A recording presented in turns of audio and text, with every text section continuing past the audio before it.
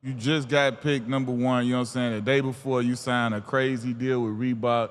Like in that moment when you shaking David Stern's hand, like that's what all of us, as hoopers, we didn't watch that repeatedly all the way up until it's our time to do it. Like in that moment, like what was you thinking? Like as you shaking his hand, you looking out there, every person that ever knew you seeing this and watching you, like what did that feel like? I said it was fake.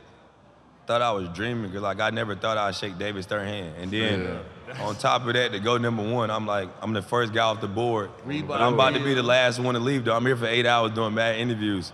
And like you said, piggyback on like signing with Reebok, it was a blessing because, everybody grew up, you want to wear certain shoes and certain deals. And I remember going to the headquarters and my favorite player, the reason why I fell in love with the game was Allen Iverson. Yeah. He down there at the end of the meeting. It was Ooh, like, so it was like y'all messed me up already. Like, yeah, he was at the end of the meeting. It was like, Bubba Chuck. I wanted to wear this, but I wanted to build my own culture. I wanted to build my own legacy, build my own history. And I'm like, shit, I want to do the same thing. So that was another stepping stone that got me over the hump of signing with him. I didn't know that. That's a bar. They brought Bubba Chuck in the room. Ooh. Chuck in that joint. So after you get drafted and you go to DC, and you got Gilbert Arenas there, you got, different guys there. How was that, like, playing in your first game and kind of start getting your feet wet? Because this is a whole nother level now. They say this is the best of the best level to kind of test yourself. Well, my first game was against Dwight Howard, so I was like, this is some bullshit. Because I was like, at the time, I didn't have to really shoot jump shots, none of that before my career. I'm always getting to the basket. Like, this is the prime Dwight Howard, like MVP, defensive player of the year. So I'm like, damn, how I'm gonna score down there? Like, he going to block shots at the top of the backboard. So it was dope just trying to figure it out and going against Jameer Nelson. I think like my third game when I played in Atlanta, that's when I kind of got my feet wet. Like I started to feel my rhythm and know what I want to do. And I come home and have my first home game where I danced. And I almost had like a quadruple double that game. So I think I had 9 steals, like 20-something points, like 11 assists, 8 rebounds. That's when I knew like I belonged in the NBA and I had a chance to be special. But shout out to Gil, man, because he even said something recently, like on his podcast, like I made him fall back in love with the game of basketball when I had called him and asked him, how can I get better? And I didn't know like he wasn't watching the game. So right then and there when everybody else found out, that's when I found out. But for him to go through what he went through and then to come there and be a vet for me, like, you know what I mean, the city was his at that time.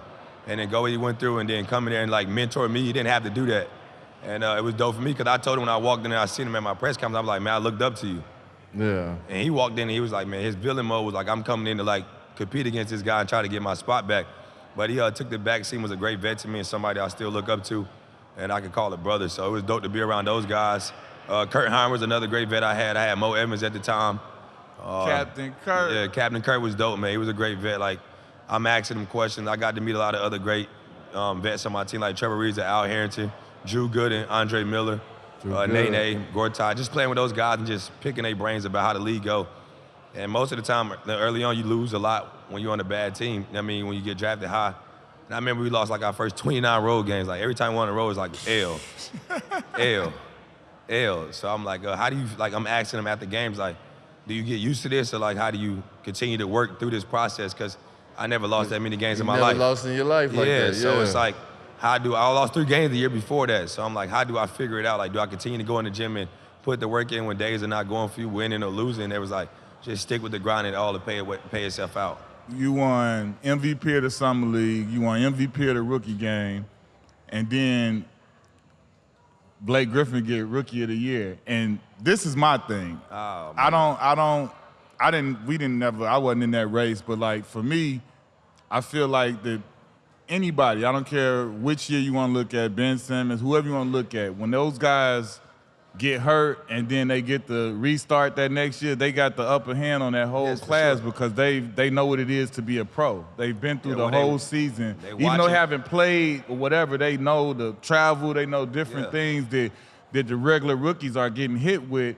that doesn't make them really a rookie. And this ain't, me calling anybody person. I love Blake, I love all of the guys there, but I'm just saying I feel like it's an unfair advantage for those guys. I feel you. It's messed up they lost their rookie year, but to me they still not rookies to be able to get it over the next guy. I just say you got to treat it the same as like I think like a lot of people might say if Embiid don't get hurt this year, well, he's MVP, right? Right. He was the front runner, so like he don't get to get that award back next year unless he go out and produce. And like you said, injuries are part of the game. It sucks, but if you already been there 1 year and know the game, get the treatment, getting the lifts, like you shouldn't be a rookie the next year. No, so how I was mad because I would have got my bonus. That's another trophy I would have had in the house. And I remember I had just had a Liz Frank, sprained my Liz Frank injury in Chicago. Right. And I turned on, go in the locker room after the game and turn on ESPN. This is when Blake started the crazy dunk against the Knicks. And I was like, yeah, I lost Rookie of the Year. When I seen that, I said, Rookie of the Year over with. He had like 3 major dunks that game. Gallinari dunked on Mozgov one time. I said, yeah, Rookie of the Year gone. I kissed that trophy goodbye. Off them highlights alone. Bro, I got hurt that game and watched the highlights. I said, yeah, it's over with. It was nothing else.